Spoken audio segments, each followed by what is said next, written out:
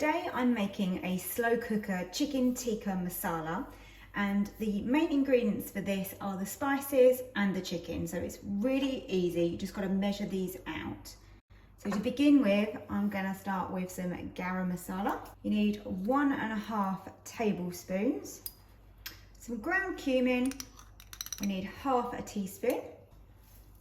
Ground turmeric, another half a teaspoon going in there.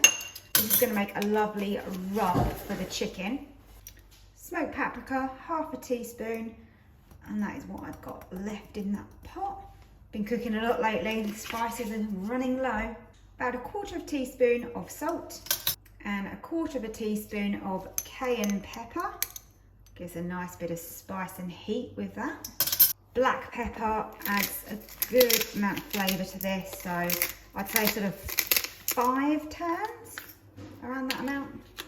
In here I've got my chicken thighs and then that lovely spice mix that we've just made.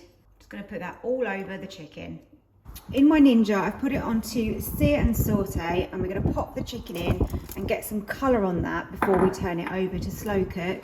If you don't have this option, then just do this on your hob in a frying pan before you add it into the slow cooker.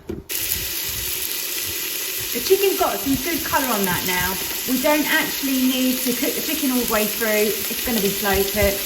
So at this stage we just add in around 1 onion. I'm just using some frozen chopped onion here, but you can just use a regular onion, it's fine. And into that goes my ginger, so about a thumb-sized piece of ginger, and also some garlic. I've got the equivalent of around 2 to 3 cloves here. Into this I'm going in with 1/4 cup of water. Give that a stir. Get any brown bits off the bottom, scraping all that lovely garlic and ginger. Starting to smell really good, by the way. I've added in a whole tin of chopped tomatoes.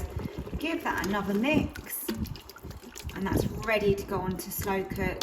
We won't add the coconut milk until a lot later when this is nearly ready to serve, so it's a thing to do right at the end.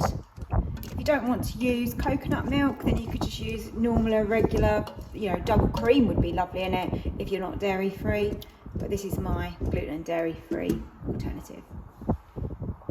So that's now ready to be put onto slow cook.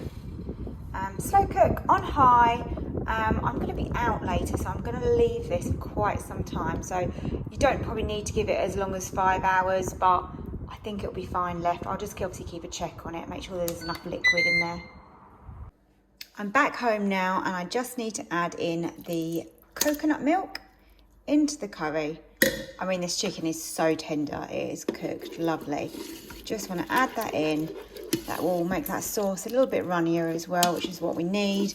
If it's a bit too thick, because I have cooked this quite long because we've been out with my son, then I'll just add a little bit of water just to loosen it, or a little bit more of the coconut milk. So let's give that a few minutes and then I can serve it. And this is how my chicken tikka masala looks. I think it's going to be delicious, and I've got a little bit of gluten-free naan bread on the side.